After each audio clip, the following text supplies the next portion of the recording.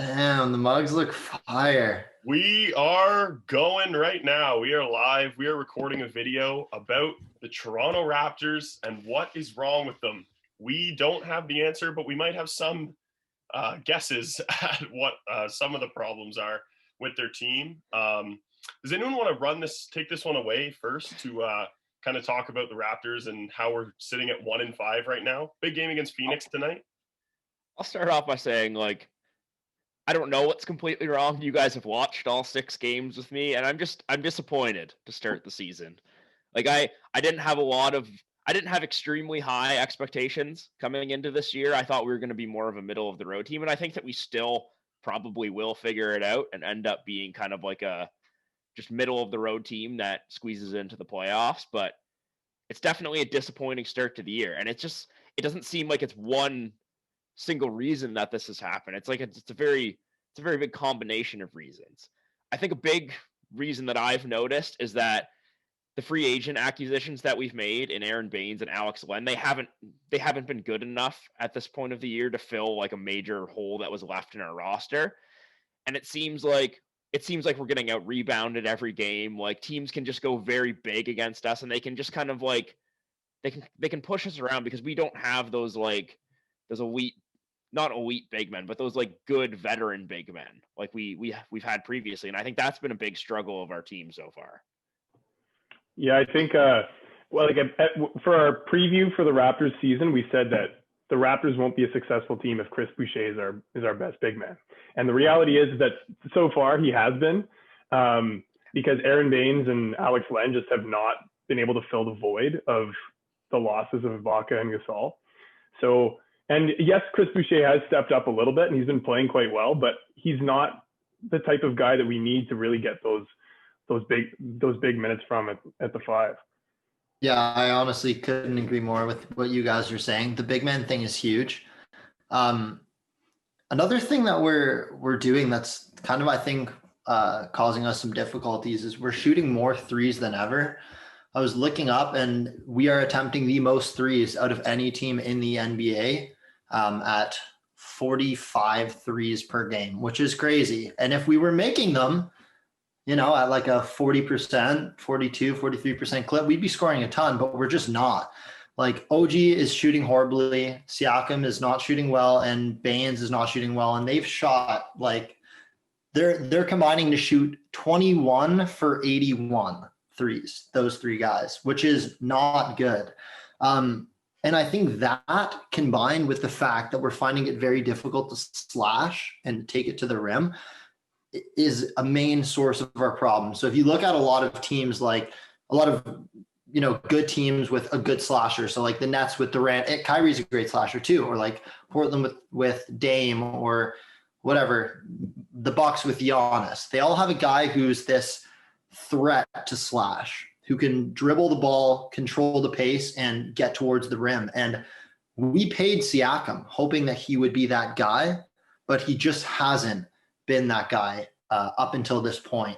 So, we kind of got to figure it out because like, although Van Vliet can slash, it's like, he's a small guy.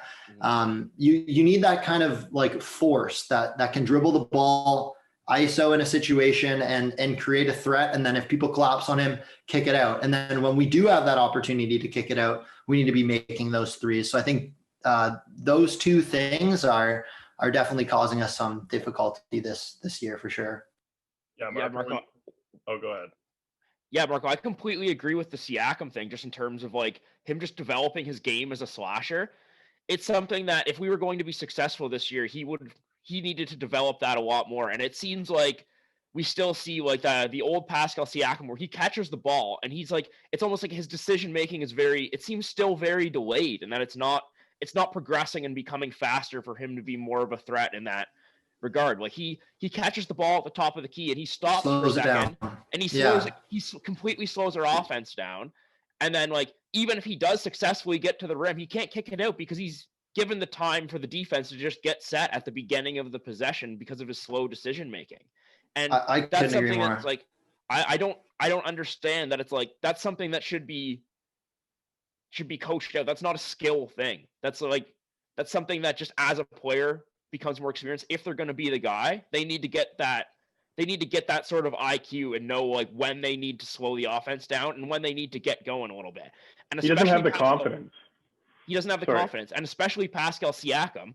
He's a player that he excels with like what we've seen in the past when he looked really good for a while. He excels when like in the fast break when the game is very fast paced. He doesn't excel as like an ISO ball handler. So I don't understand why, one, he's trying to do that, and two, why that isn't being coached out. It's just really confusing to me. Yeah, and to add a thing to what Marco was saying about Siakam and OG's shooting from beyond the arc, I understand, like, you know, you want your star player in Siakam and OG hopefully to develop more of a three-point shot.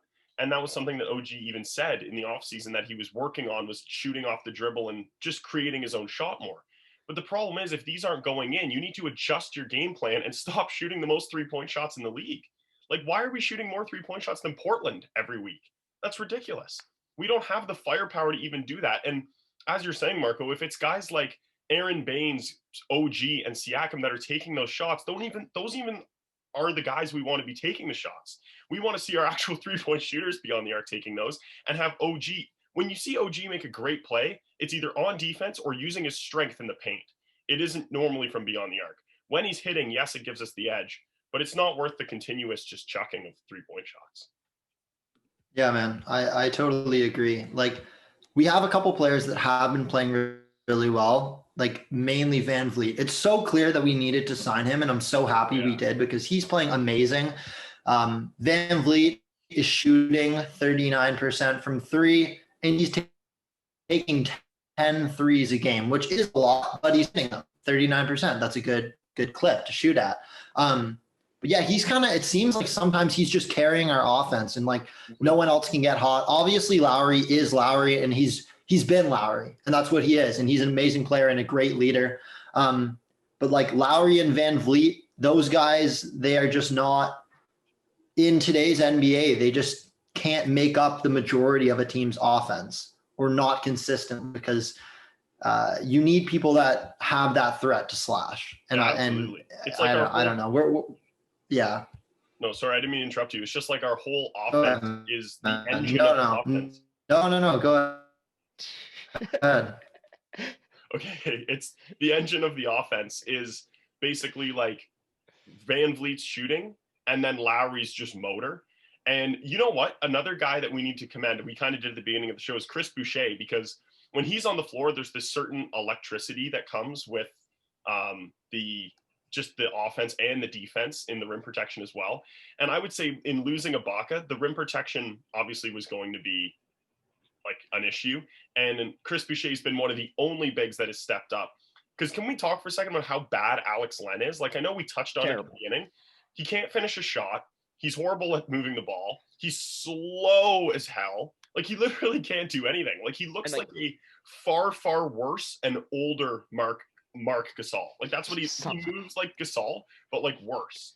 It was just like the reason that we got him is because we needed another big man, but clearly like he's not like the guy that we need to like fill that role of the guys that we lost. Yeah. I have something I want to talk about in regards to that. It's like, yes, Alex Len isn't good, but what the fuck did we expect? Like, Alex Len is like, he's what, like 32, 33 years old? He's been in the league for so long. He's a career backup big man. And then, and it's the same thing with Aaron Baines. Like, Aaron Baines isn't a starting quality big, and he never has been. But I don't think we expected Alex Len to be a starting big man. We just kind of expected him to be at least somewhat serviceable off the bench, which he hasn't even been able to do in that regard. Yeah, that's the whereas like he's for example, like Nick Nurse clearly hasn't been able to figure out like the most effective lineup to run with the guys that he has yet. But I think he's sort of starting to realize that Chris Boucher is that guy that needs those big minutes, because he's starting to see Chris Boucher out there in like crunch time, rather than Len or Baines. Yeah, like for some reason, Stanimal in crunch time for 28 minutes a game as well, which has its own rank of concerns too. I mean, I think Norman Powell should be getting more time than Stanimal every single game, and he isn't. Like, Lucas, I agree with you that Chris Boucher should be getting those minutes, and I'm glad that he is now. But what I'm trying to say is that, like, what was our expectation when we signed Alex Len and Aaron Baines? clearly we needed to fill a roster spot, and these guys they're guys who have been in the league for so long, and everyone knows exactly what they are and what they're going to bring you, and it's not what we needed. I just think the expectation for Baines was different than what it was for Len. Like Len was like kind of like a fallback. He was kind of maybe like yeah, exactly. Like he wasn't expected to do like to get big minutes or anything. And yes, he's still even fallen short of the low expectations we had for him, which is kind of shocking.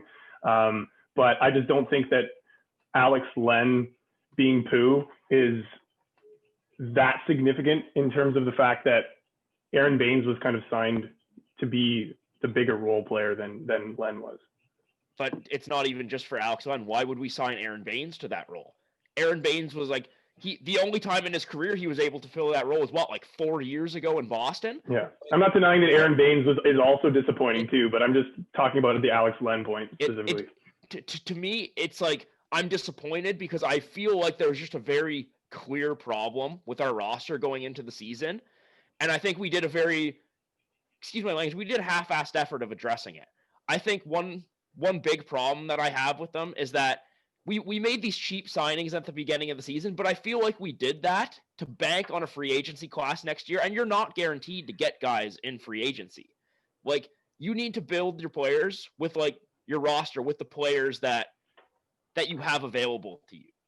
And when you go into a season with, like, just a glaring hole in your roster, and you address it with just perennial role players that have been role players their entire career, and they're not going to ever be anything more than that, I think that you're asking to fall flat when the season. I 100% agree with you. I just don't think that there was very many other options for us to address that at the point that we did. Like, I think maybe now we could start looking at maybe trading for a big man that can actually play bigger minutes. But at the time in the free agency class, like, I don't know who was available at the time, but I can't imagine that there was anyone more prominent than Leonard Baines at the time.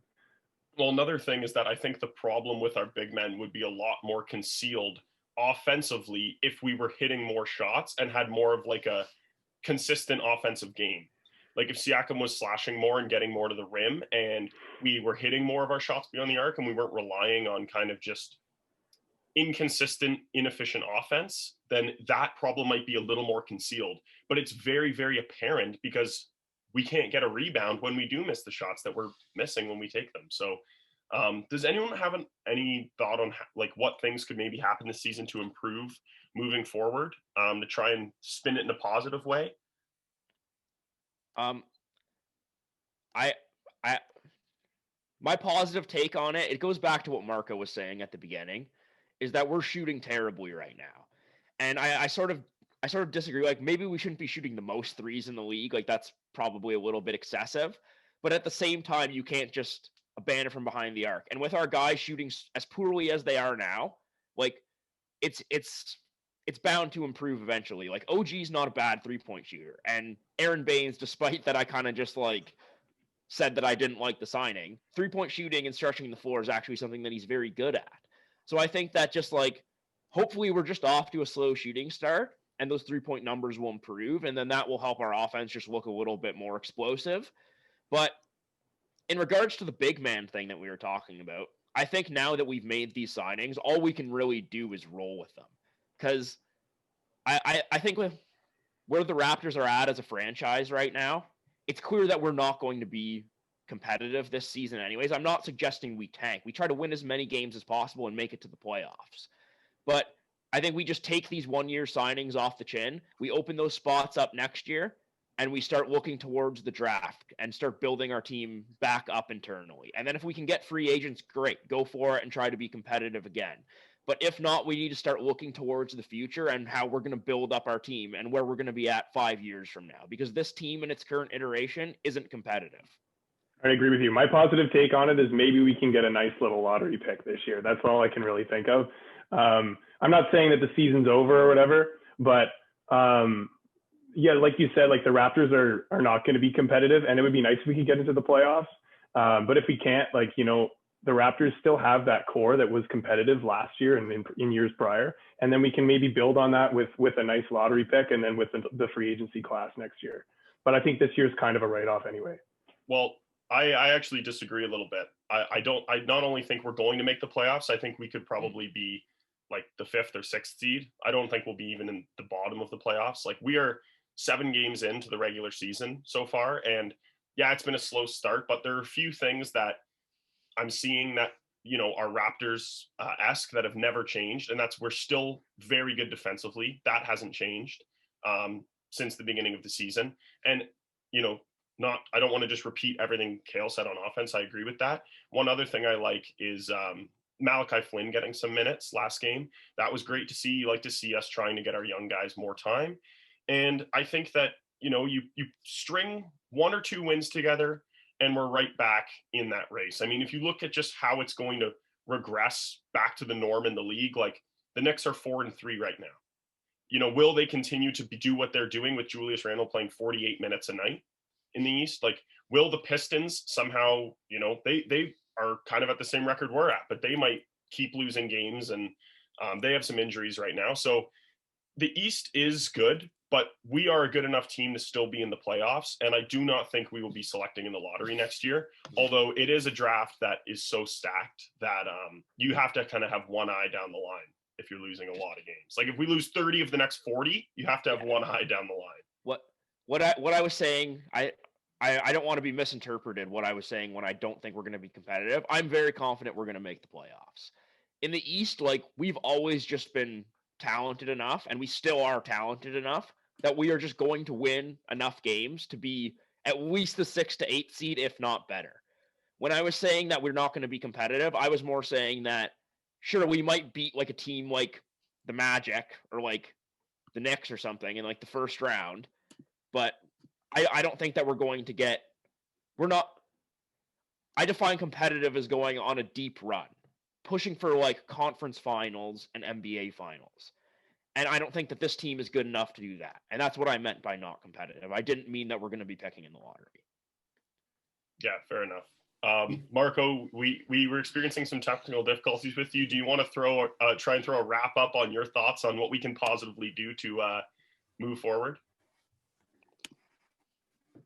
Yeah, man. If I'm lagging, just throw it in the chat, and I will stop talking right away. Well, we can hear your audio. Yeah, I guess your face is just keep going.